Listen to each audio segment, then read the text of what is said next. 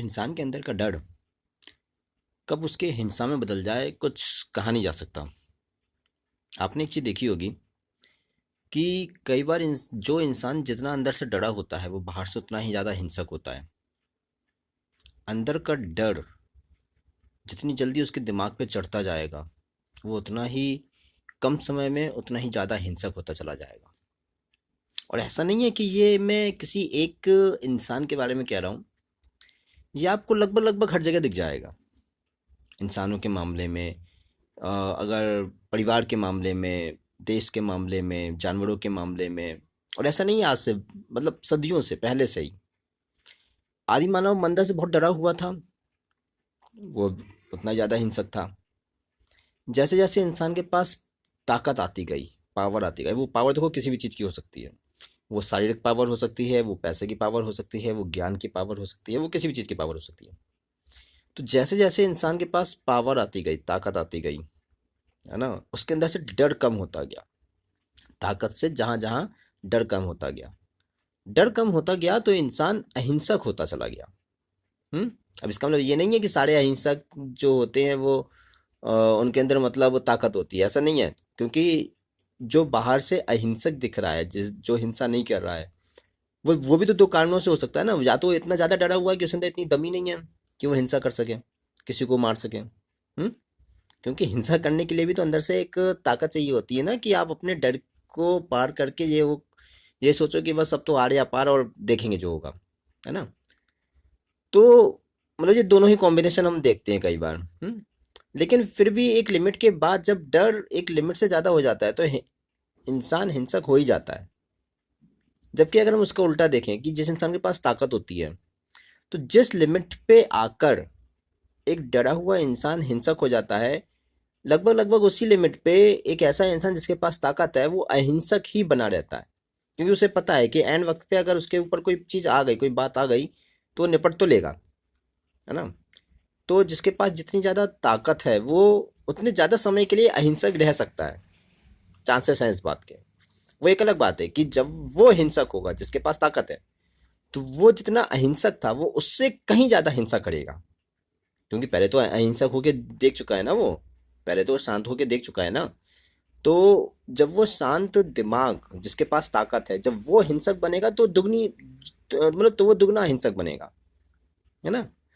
और यही चीज, ये जो कंसेप्ट है प्रकृति का, ये जो कंसेप्ट है नियति का, ये जो कंसेप्ट है इंसान की पूरे इवोल्यूशन का, इंसान जिस तरीके से मतलब अपने आदि मानव से लेके आज तक बना है, ये पूरा जो एक सदियों का इतिहास रहा है, उसका पूरा जो कंसेप्ट है कि जिस इंसान के अंदर डर जितना ज्यादा होता है और जितनी जल्दी उसके दिमाग में वो डर चढ़ जाता है, बैठ जाता है, और वो जितनी जल्दी इंसान ये सोच लेता है बस अब हो गया आर या पार वाली जो कंडीशन हो जाती है कि अब देखेंगे जो समझे जो होगा, उतनी जल्दी वो हिंसक हो जाता है ना।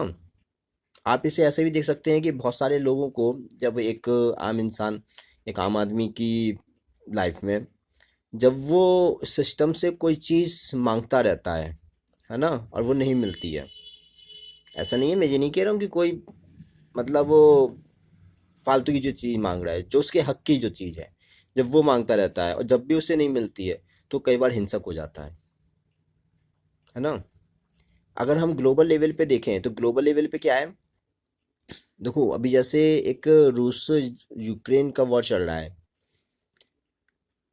अब बीच में यूक्रेन है, एक तरफ रूस है, दूसरी तरफ अमेरिका है, जो जैसा कि मतलब न्यूज़ वगैरह में हम सुनते हैं, ठीक है। और दोनों ही देश अपनी अपनी सुरक्षा को लेकर डरे हुए हैं, जैसा कि न्यूज़ में आता है। तो अब सोचो, डर वो जितने बड़े लेवल पे है, हिंसा और बर्बादी भी उतनी ही बड़े लेवल पे है ना। जानवरों में भी ये होता है। जो जानवर जितना ज्यादा डरा होता है वो उतनी जल्दी हिंसा कर देता है, वो उतनी जल्दी अपने डंक मार देता है, वो इतनी जल्दी अपनी जहर जो फेंक देता है। तो अब मुद्दा ये आता है निकल के कि हिंसा बाद में आती है, डर पहले आता है। यानी कि खत्म कैसे, मतलब पहले किसे खत्म करना है, हिंसा को या डर को। क्योंकि अगर हिंसा को खत्म कर दिया और डर को खत्म नहीं किया, तो हो सकता है कि हिंसा उस समय के लिए तो शांत हो जाए, बैठ जाए, मतलब कम हो जाए। लेकिन क्योंकि अभी डर खत्म नहीं हुआ है, तो डर खत्म नहीं हुआ है, इसके चलते वो हिंसा फिर से आएगी, है ना। और हो सकता है कि अगली बार दुगनी ताकत से आए। तो बहुत जरूरी होता है कि इंसान के अंदर से वो डर खत्म करना। डर आता है एक अधूरेपन से, और यदि डर एक अधूरेपन से आता है तो डर खत्म करने के लिए वो अधूरापन खत्म करना होता है। और ये चीज जो हम कह रहे हैं कि डर खत्म करना है और अधूरापन खत्म करना है, ये बात यह है कि किसी टेक्नोलॉजी से नहीं होता यार, हो ही नहीं सकता। आप कहेंगे कि हम कॉन्स्टिट्यूशन बना देंगे, संविधान बना देंगे, कानून बना देंगे, तो कानून तो यार तो उसकी चीज की बात करेगा ना कि आपने कुछ कर दिया उसके बाद क्या होगा। लेकिन वो जिस डर के कारण तुम वो कर रहे हो, जिस भावना के कारण वो कर रहे हो, उसका तो मैनेजमेंट नहीं दे पाएगा ना वो कानून। आपने जैसे अस्पताल बना दिए, ठीक है। अब अस्पताल में मतलब क्या होगा कि आप बीमार पड़ोगे तो आपको कुछ दवाई मिल जाएगी, तो वो तो बीमार होने के बाद की कंडीशन के लिए है ना।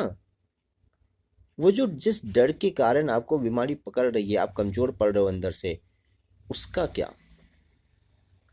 अब यहाँ पे बात आ जाती है कि वो डर कैसे खत्म करें इंसान के अंदर से, वो अधूरापन कैसे खत्म करें वो इंसान के अंदर से।